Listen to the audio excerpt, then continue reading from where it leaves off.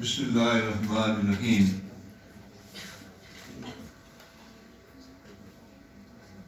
Stage پر بیٹھے ہوئے محترم و مکرم مہمانان گرامی،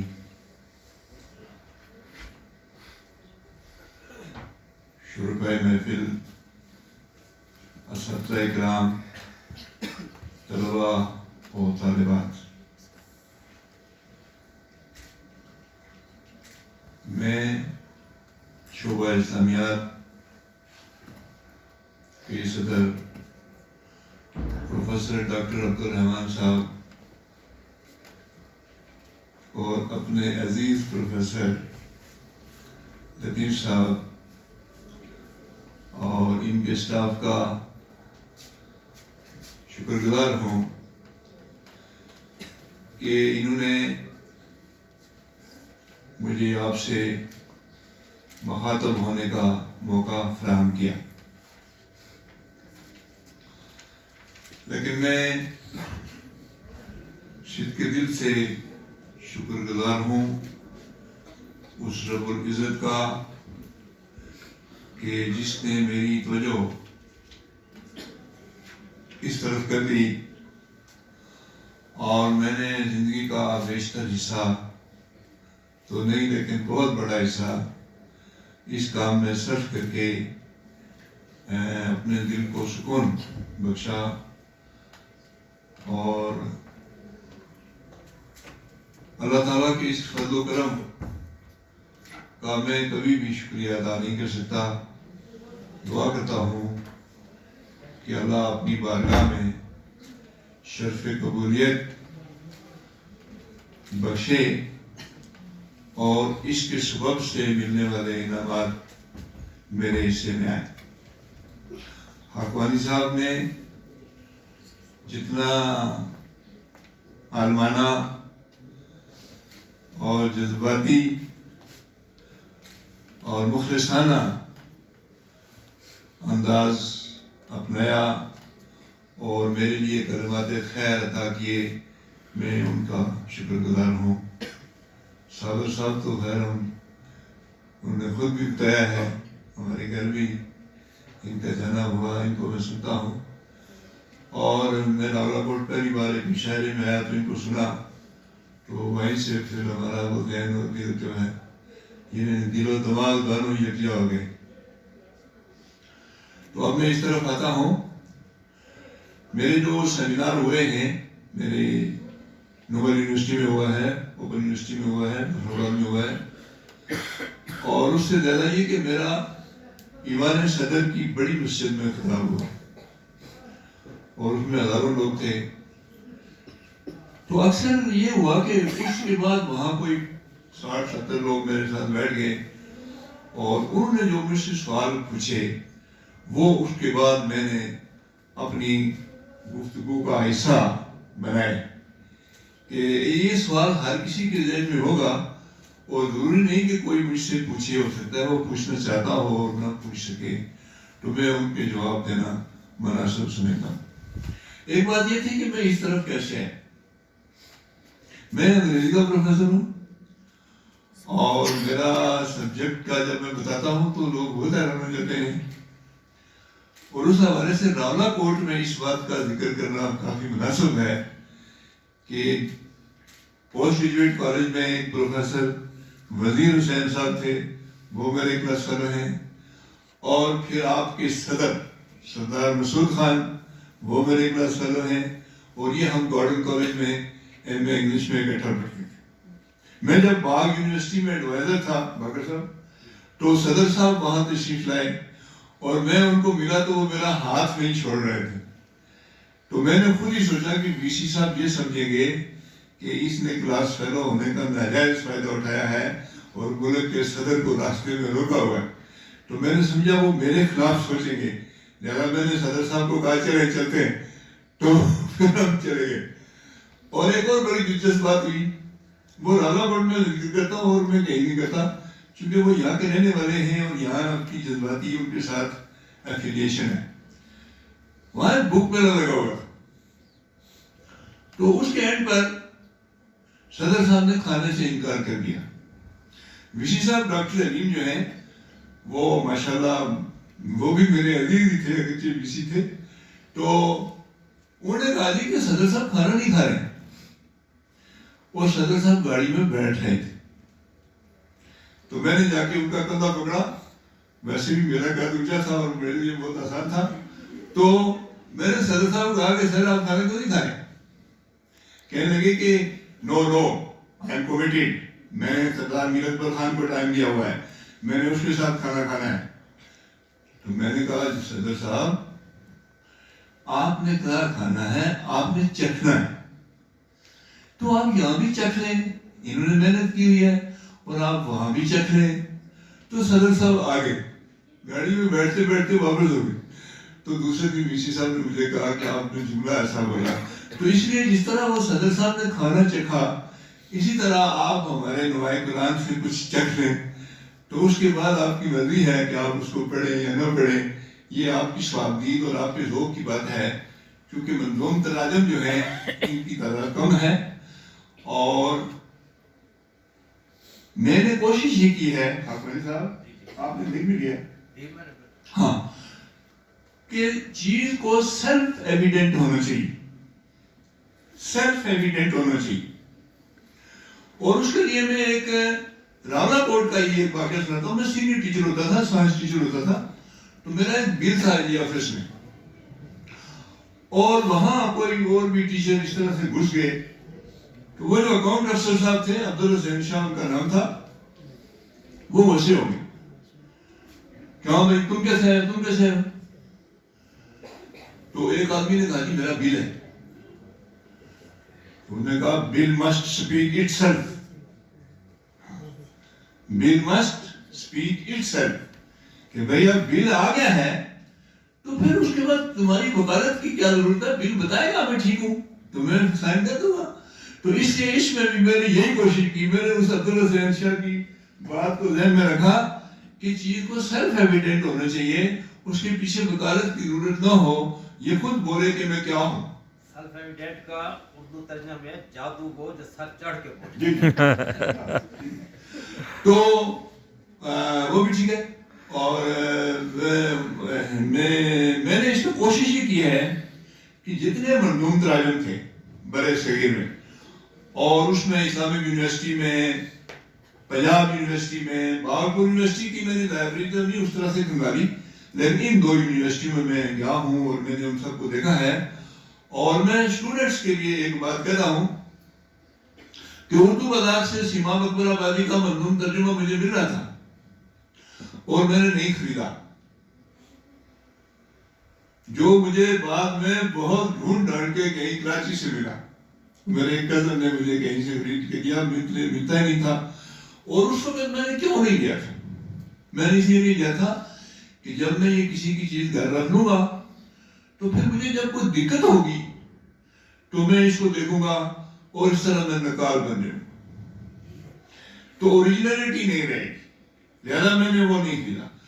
اور میں نے یہ کیا کہ ایک تو یہ بات میں بتا رہا تھا کہ میں اس طرف گیا کیسے. میں انگلش کا پروفیسر ہوں.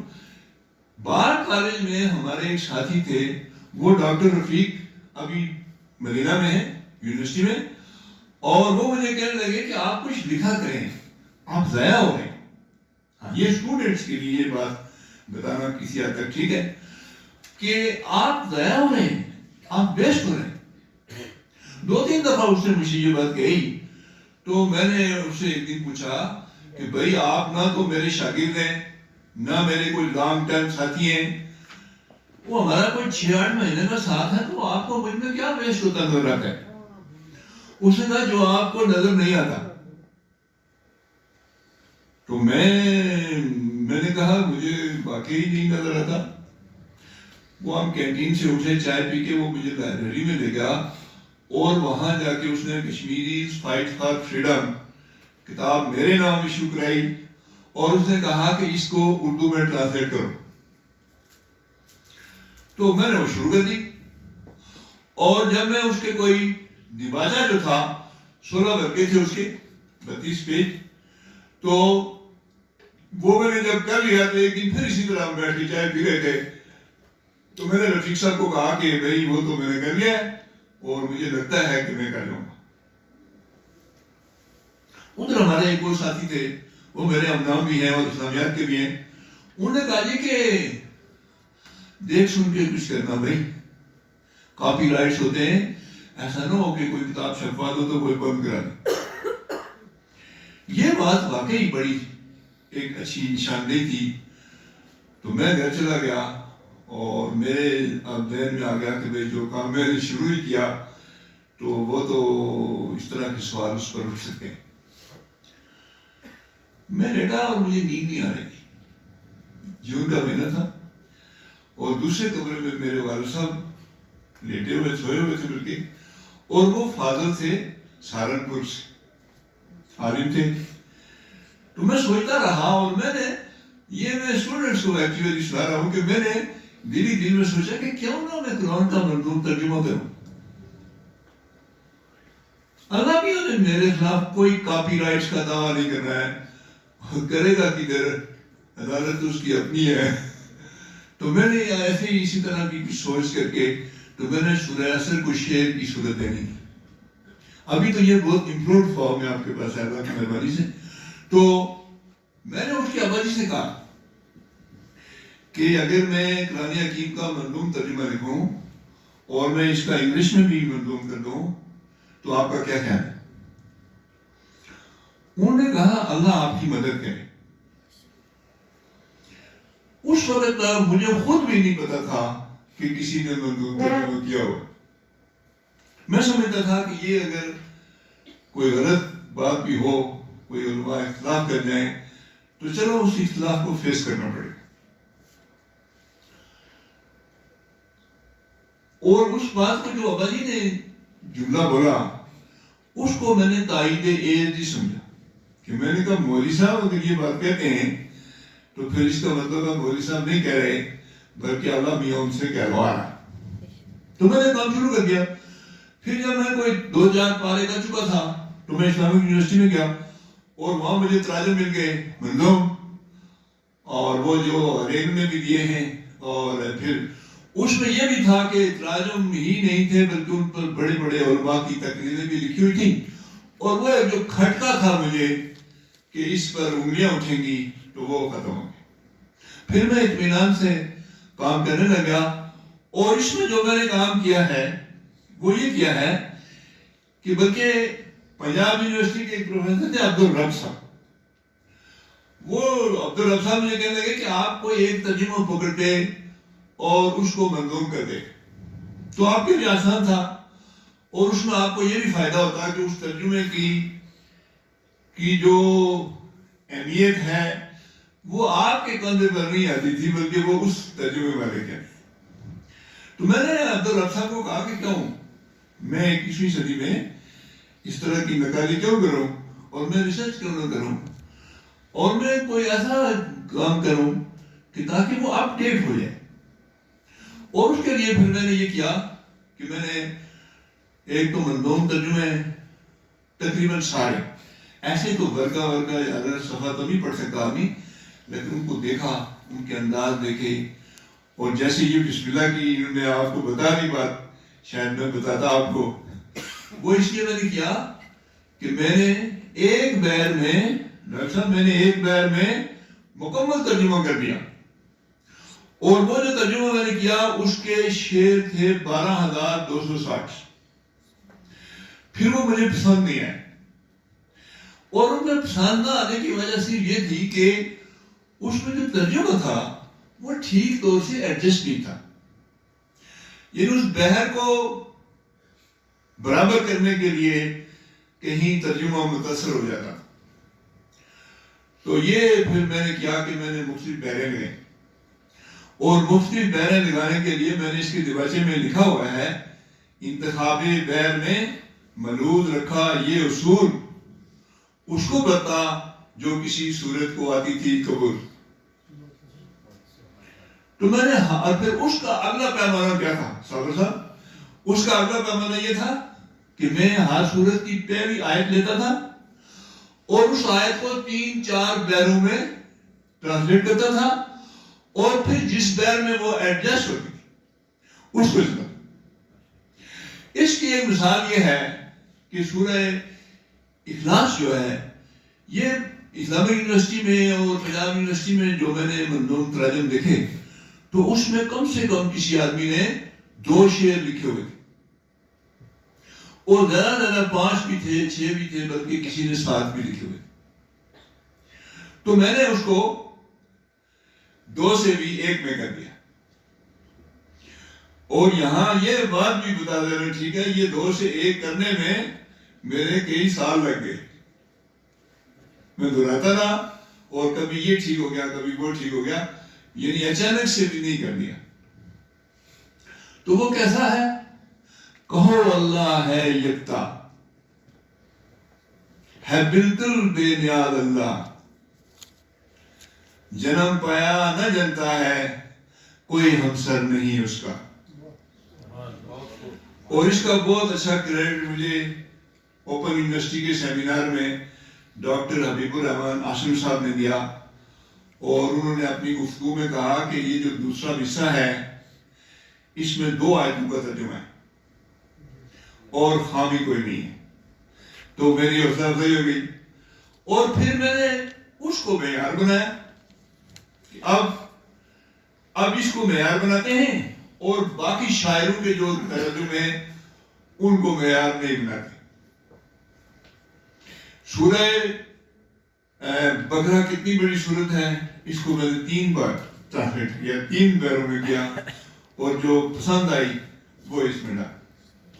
سورہ رحمان کو 4 پیروں میں کیا.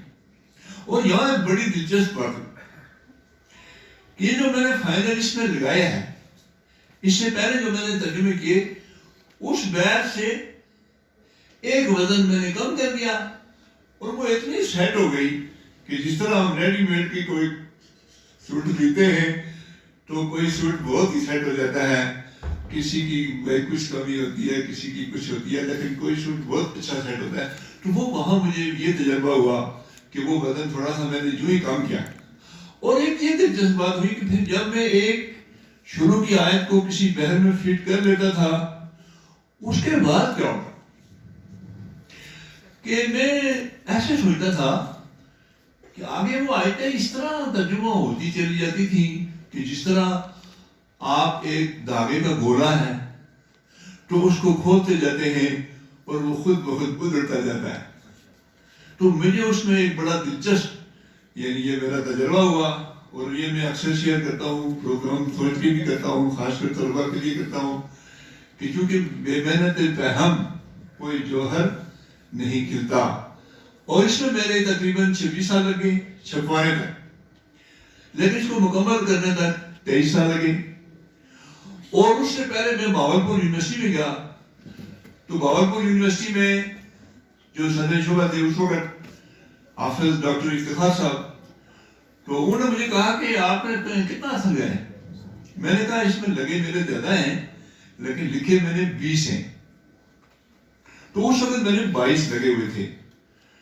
انہوں نے کہا نہیں آپ کے ابھی 20-22 سے بھی زیادہ لگ جائیں گے تو آپ 23 کر دیں آپ کی ایک نسبت قائم ہو جائے گی. تو میں نے ان کے کہنے پر پھر 23 لیکن 23 کو بھی میں نے 23 نہیں لکھا. میں کراچی چلا گیا واپسی پر میں نے ایک شعر لکھا اور لکھ کے پھر ڈاکٹر صاحب کو بھیجا. وہ یہ تھا کہ اتنا عرصہ ہو گیا جتنے میں اترا تھا قرآن سوچتا ہوں کہ اجل آ جائے نہ میرے یہاں حتمی صورت دے رہا ہوں لگ رہی تھی جو بہار اہلیت میری نہیں ہے میں اس قسمت کا کمار. تو یہ پھر میں نے ڈاکٹر صاحب کو بھیجا اور پھر میں ایک اور میں کراچی چلا ہی گیا تو چلو وہاں کی ایک بات اور سنا دیتا ہوں کو. مفتی منیب صاحب کو بھی ملا تقی عثمانی صاحب کو ملنے کا پروگرام تھا وہ پہلے دن ماسکو چلے گئے. جیسے آج BC صاحب نہیں آ سکے ایسے ہی تقی عثمانی صاحب بھی مجھے نہیں مل سکے. تو وہ میں نے منیب صاحب سے جو گفتگو کی ان کو میں نے پورا اپنا جو نسخہ تھا مسودہ وہ ان کو دیا. پورا مسودہ دینے میں یہ ایک آسانی تھی کہ وہ جہاں سے پڑھ لے. اب مثلا میں آپ کو کوئی شعر سناؤں گا تو وہ سلیکٹڈ ہوگا وہ میری اتنی پہچان نہیں بنتا جتنی کہ پورا مسودہ آپ کے ہاتھ میں ہو اور آپ جہاں سے مرضی پڑھ لیں تو پھر اس میں جو سہولت ہوتی. اس میں پھر جو منڈیپ صاحب نے کہا کہ دیکھیں جی یہاں آپ نے ایسے کیا ہے تو احمد رضا نے ایسا کیا, تو وہ کوئی اپنے مکتب فکر کے حوالے سے کوئی بات تھی, تو میں نے ان کو کہا کہ ان کے حوالے سے میں نے اس کے دیواچے میں پھر لکھ دیا کہ چیدہ چیدہ دیکھ کر کہنے لگے مفتی مریب آپ کا بھی ہے صحیح پر ہے رضا اچھے ادیب. میں نے یہ سوچا کہ جو حضرت سے تقابل ہے میرا مالک کون و بقا یہ فضل ہے مجھ پر تیرا. بھئی میں انگلش اور احمد رضا اتنا بڑا اسکالر اسلامی اسکالر اس کا میرا کیا مقابلہ ہے, لیکن اللہ توفیق دیتا ہے نا, اللہ توفیق دیتا ہے تو آنا ہونے کام ہو جاتی. اور اس حوالے سے میں آپ کو ایک اپنا قطعہ سناتا ہوں اپنی شاعری سے. دبستان امکان سے دل لگا, دبستان امکان سے دل لگا, جو ممکن نہیں اس کو ممکن بنا. سریلی صدائیں نکل آئیں گی, تنے تار ہیں ان پہ انگلی چلا. بخیلی تو فطرت کی عادت نہیں, بھرے گا سبو آپ جو تک تو نا. تو اب میں یہ چاہتا ہوں کہ یہ جو میرا وہ تھا کہ ٹن کیسے ہوا. میں حجیرہ سے تراڑکھل آیا اور میں اس دور میں پرندری کالج میں لیکچرر تھا. تو راستے میں ویگن میں جو گانے لگے ہوئے تھے, اور گانے خاص کر یہ جو مغلوں کے دور کے انڈیا کے گانے ہیں ان میں بعض اتنے بامانی بھی ہیں اور پرترنم بھی ہیں کہ وہ واقعی قابل تعریف بھی.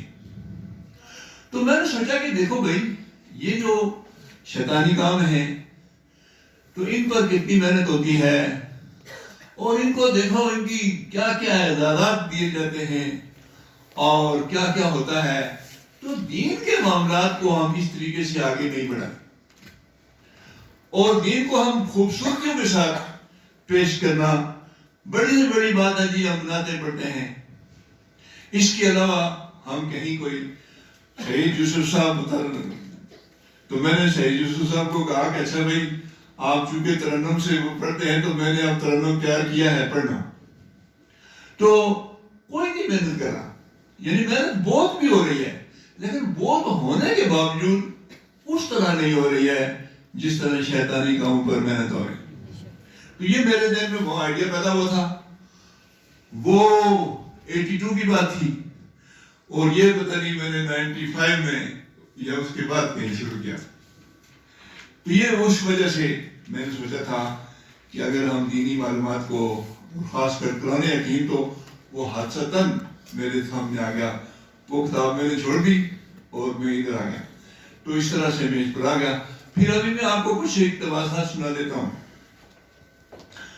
اس کے سرے وقت میں نے یہ شعر لکھا ہوا ہے, سہل شستہ اور لفظی معنویت کے قریب مستداد اس پر ہے اس نے شعریت اس کو نصیب. تو میں نے اس میں 2-3 چیزوں کا خیال رکھا ہے, سادگی, سمپلسٹ ورڈ, اور پھر جو ہے اس میں ایک کام جو اس کی کتابت کے دوران ہوا, لاہور میں جامعہ اشفیہ والوں نے مجھے ایک بندہ دیا اور اس بندے نے اس کی آیت کو شعر کے ساتھ ایسے جوڑ دیا کہ اب آپ آیت اور شعر کو برابر پڑھتے ہیں, آپ کو دقت نہیں ہوتی. یہ آسانی آپ کو نثری ترجمے میں بھی میسر نہیں ہے. نثری ترجمے کو بھی آپ اس طرح سے نہیں پڑھ سکتے. جب ہم نثری ترجمہ پڑھتے ہیں تو ہمارے ذہن میں کچھ اور طرح کی چیز پیدا ہوتی ہے, اور جب ہم مسلسل ترجمہ پڑھتے ہیں, بامحاورہ ترجمہ پڑھتے ہیں تو اس میں کچھ اور طرح کا انداز پیدا ہوتا ہے. اور یہ اس بندے کو میں دعوت دیتا ہوں, خلیل اس کا نام تھا. میں نے کہا بھئی یہ تم نے بہت اچھا کام کر دیا, اور اس پر ہمارے 3 مہینے لگے, 3 لاکھ روپے بھی لگے, لیکن یہ کام ایسا ہو گیا کہ جو مثالی ہو گیا, اور جتنے اس سے پہلے منظوم ترجمے ہیں اس میں ایسا کام نہیں ہوا. تو ایک تو یہ ہو گیا. دوسرا میں نے اس لیے کیا ہے کہ میں نے تھرو آؤٹ اللہ لکھا ہے, میں نے اللہ کا کوئی متبادل اس میں نہیں لکھا, اور یہ منظوم تراجم میں میرا اعلان ہے، نثری ترجمے میں بھی ایک دو آدمیوں نے ایسا کیا ہوا. اور پھر ایک بات یہ تھی کہ یہ جو بہنیں میں نے مختلف لگائیں تو اس کی وجہ سے اس کا، اور تقریباً یہ میرے بیٹے ہیں عبدالباسط صاحب، یہ بھی پروفیسر ہیں، تو تقریباً نیٹ سے 22 ترجمے تو ہم کنسلٹ کرتے، اور 15-16 تو میرے پاس، اور 6-8 تو میز پر. اور اس میں مجھے ایک باقر صاحب مجھے ترجمہ ملا اس کا، تاج کمپنی کا چھاپا ہوا، وہ 5 پارے تھے، اور 5 پارے میں ایک صفحے پر 10 ترجمے.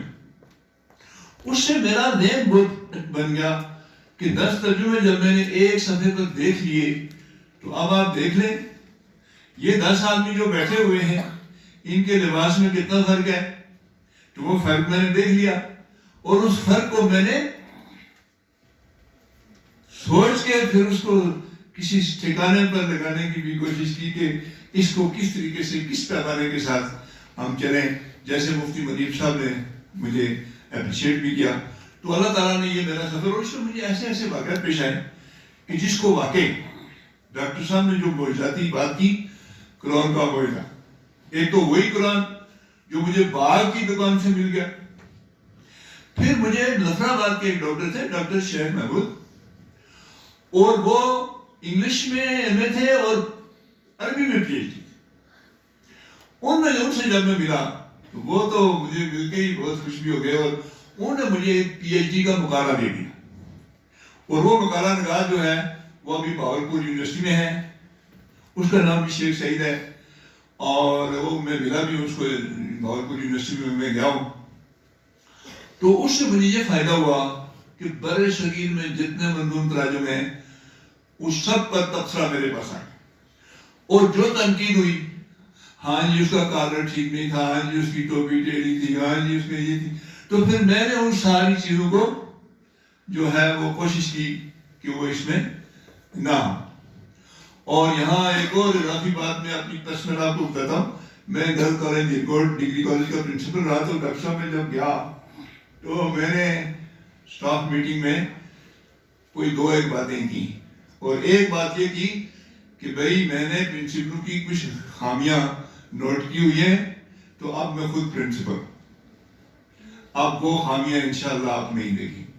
اسی طرح اس میں بھی میں نے سوچا کہ شاعروں، حالانکہ سیما بکر آبادی یا وہ جو لوگ ہیں اور کئی شاعر ہیں جن کا میرا قطعاً بھی شاعری کا کوئی مقابلہ نہیں ہے، وہ بہت بڑے شاعر ہیں، مگر بڑے سے بڑا شاعر بھی جو ہے اب وہ اپنے وقت ہے. اور جس طرح انہوں نے کہا کہ ہر دور میں، اور مجھے کبھی کبھی یہ احساس ہوتا ہے، میں نے پنجاب یونیورسٹی میں بھی یہ صدر شعبہ سے میں نے بات کی کہ ہاں، بلکہ اس وقت تھی وہ شوکت جمیلہ صاحبہ سے میری ملاقات ہوئی. تو وہ بڑی دلچسپ بھی تھی. اب میں ساری باتیں اتنا بڑا بھاری ہو جائے گی، لمبی ہو جائے گی. تو اس میں یہ تھا کہ یہ جو اعجاز ہے قرآن کا کہ یہ آپ کو کوئی ایسی چیزیں بہت قدیموں مجھے مل گیا. شوکت جمیلہ نے مجھے پہلے کہا نہیں، میں نہیں مانتی ہوں. پھر میں نے کہا نہیں، میرے والد صاحب، اور جو اس کا میں نے پہلا مسودہ لکھا تھا تو وہ میں نے والد صاحب کی نگرانی میں لکھا تھا، اور وہ میں اکثر ان کو بتا دیا کرتا تھا کہ میں یہ کرتا ہوں، یہ کرتا ہوں، اس طرح ہو رہا ہے. تو وہ پھر میری رہنمائی کرتے تھے. تو اب میں ادھر آ رہا ہوں. یہ میں نے کچھ چیزیں کی ہیں جو اس کو میں نے اپڈیٹ کرنے کے لیے بھی کیا ہے اور آسان بنانے کے لیے بھی کیا ہے. پھر آگے مسئلہ پھر بھی ایک ہے، وہ یہ ہے کہ جو لوگ شعری لوگ رکھتے ہیں ان کو یہ زیادہ اپیل کرے گا اور کرتا ہے. اور کئی لوگ بہت خوش ابھی پایا. مجھے آپ کا ایک بندہ ملا ہے ماشاءاللہ، وہ تو بڑا ہی خوش تھا دن دیکھے ہی. تو میں نے کہا اچھا بھائی ٹھیک ہے، آپ کو مہیا کریں گے. تو اللہ مہربانی کرے. اب میں آپ ٹیکسچوئل جاتا ہوں. مثلا اليوم اکملت لکم دینکم واتممت علیکم نعمتی ورضیت لکم الاسلام دینا. اس کا ترجمہ آپ دیکھیں، تمہارے دین کی تکمیل میں نے آج کر دی ہے. تمہارے دین کی تکمیل میں نے آج کر دی ہے، تمہیں نعمت بھی اپنی میں نے پورے طور پر دی ہے، تمہارے واسطے جو راستہ آیا پسند مجھ کو، فقط اسلام اور اسلام ہی کا راستہ ہے۔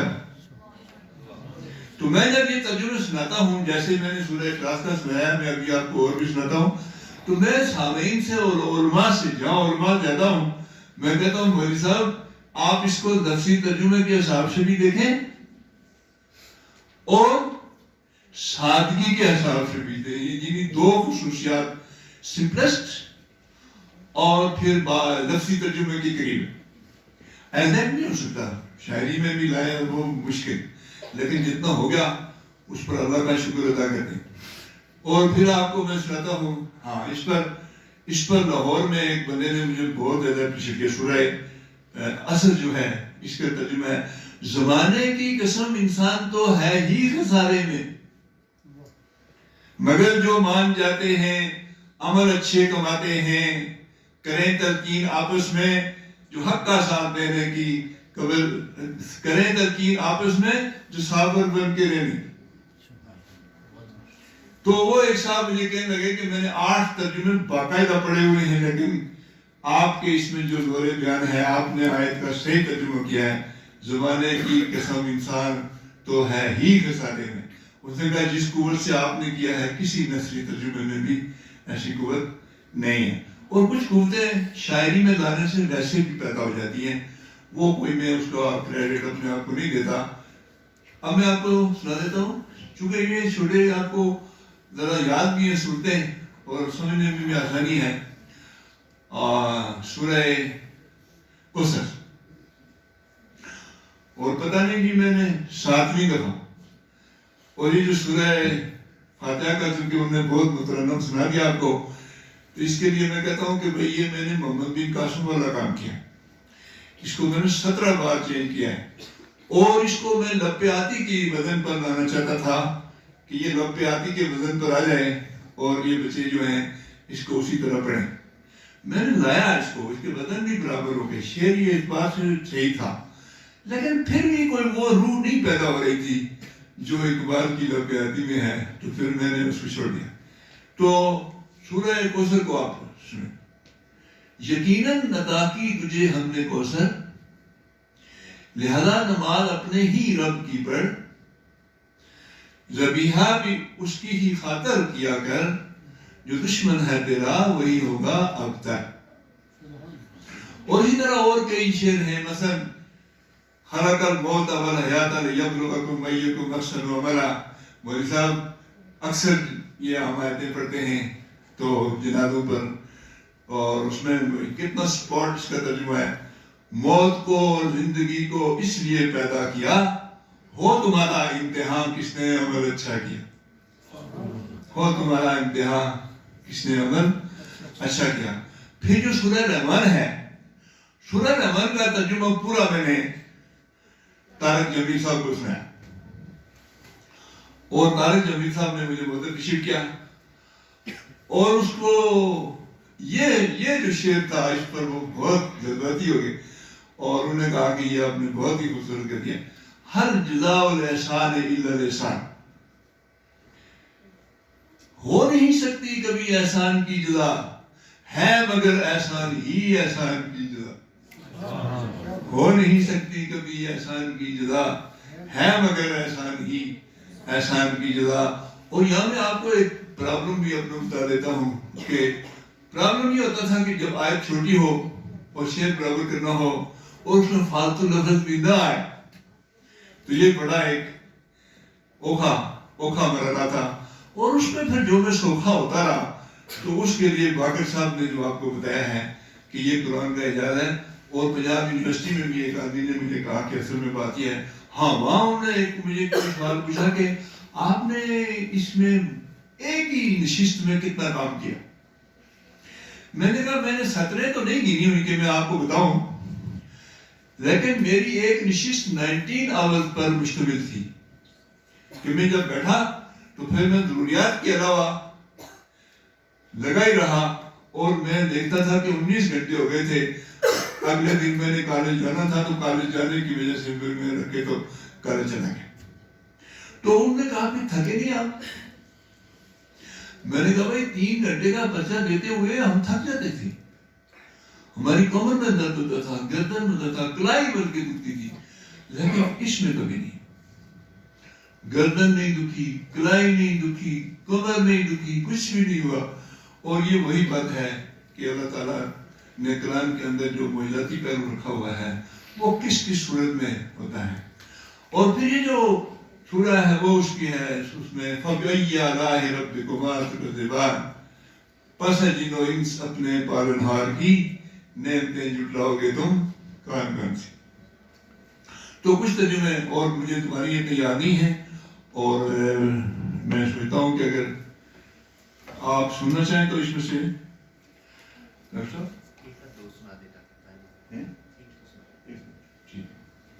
ہاں نہیں, میں زیادہ سننے کے حق میں نہیں ہوتا ہوں, وقت کا میں بہت خیال رکھتا ہوں. سر ایک ترجمے کی ریکویسٹ بھی کی جا سکتی ہے. جی جی سر مجھے سورہ اخلاص کا تھوڑا سا سنا تھا, کیونکہ اس کے ترجمے میں لم یلد و لم یولد, اس پہ تھوڑی سی میری اسٹوڈنٹ کے ساتھ بھی ہو رہی تھی, تو آپ کے کلام کے اندر میں ضرور سننا چاہوں گی کہ آپ نے اس کو کیسے ترتیب دیا. سنایا تو ہے میں نے, شاید میں باہر لکھی ہے. کوئی بات. کہو اللہ ہے یکتا, ہے بالکل بے نیاز اللہ, جنم پایا نہ جنتا ہے, کوئی ہمسر نہیں اس کا, پایا نہ جنتا ہے. جی سر. اور اس میں نے ایک اور بات کی ہوئی ہے جو آپ کو کسی ترجمے میں بھی نہیں ملے گی. کرتا ہے, ادھر آپ کیا ترجمے کرتے ہیں, علماء نے کیا ترجمے کیے ہوئے کہ وہ جنتا بھی نہیں, اسے جنا بھی نہیں, وہ جنا گیا بھی نہیں. اچھا, وہ جنا گیا بھی نہیں, اسے جنا بھی نہیں, لیکن میں نے جب اس کو جنتا کہہ دیا تو میں نے اس کو اپڈیٹ کر دیا, وہ اپڈیٹ ہو گیا, اور جنا بابا نہیں ہو گیا. جی سر بالکل ٹھیک ہے, پاس ہو گیا ہوں. کتنے نمبر دیتی ہوں؟ اچھا, اسٹوڈنٹس کے ساتھ تھوڑی سی بحث چلی تھی, نہیں ٹھیک اب ہے, آپ سب کلیئر ہو گئے. نہیں نہیں, اب آپ میری ایگزامینر ہو گئی ہیں نا, آپ نے میرا امتحان لیا ہے تو ایوارڈ پھر اچھا سا دینا, کیونکہ یہ کورونا کے دور میں 1100 میں سے 1150 نمبر ملتے رہے. اچھا بھائی, تو کیوں نہ میں آپ کو کہیں سے سناتا ہوں. اس میں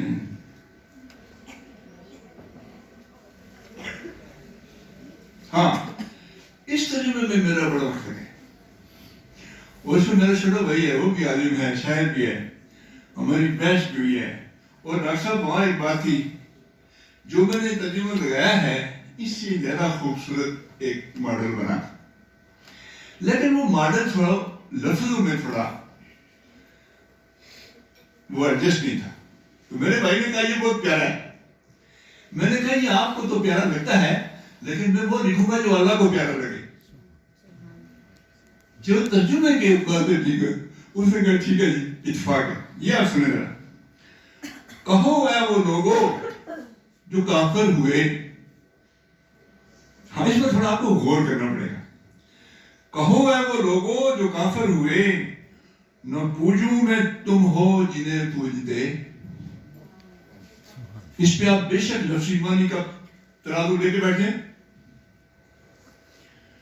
کہو اے وہ لوگوں جو کافر ہوئے, نہ پوجوں میں تم ہو جنہیں پوجتے, نہ تم پوجو اس کو میں پوجوں جسے, نہ تم پوجو اس کو میں پوجوں جسے, نہ پوجوں میں تم ہو جنہیں پوجتے, اور نہ تم پوجو اس کو میں پوجوں جسے, تمہارا تمہیں دین میرا مجھے.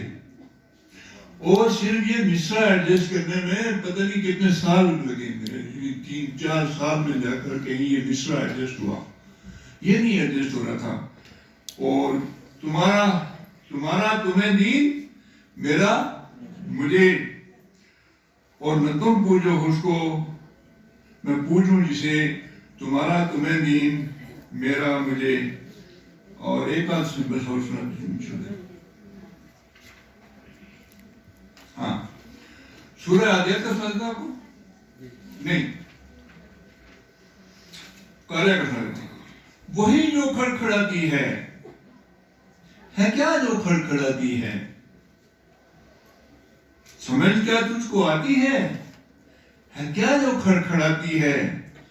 وہ جس دن میں پتنگوں کی طرح سے لوگ بکھرے ہوں، پہاڑ اس روز ان کی رنگ برنگی اون کیسے ہوں، جھکے میزان جن کے ان کا من چاہا ٹھکانا ہو، جھکے میزان جن کے فما من سکرت موامین ہو فہو فی عیشت راضیہ، جھکے ایمان جن کے ان کا من چاہا ٹھکانا ہو، اٹھے میزان جن کے پستیوں میں ان کا جانا ہو۔ اور تو کیا تجھ کو سمجھ آیا؟ تو کیا تجھ کو سمجھ آیا کہ کیسا وہاں سما ہوگا؟ تو کیا تجھ کو سمجھ آیا کہ کیسا وہاں سما ہوگا؟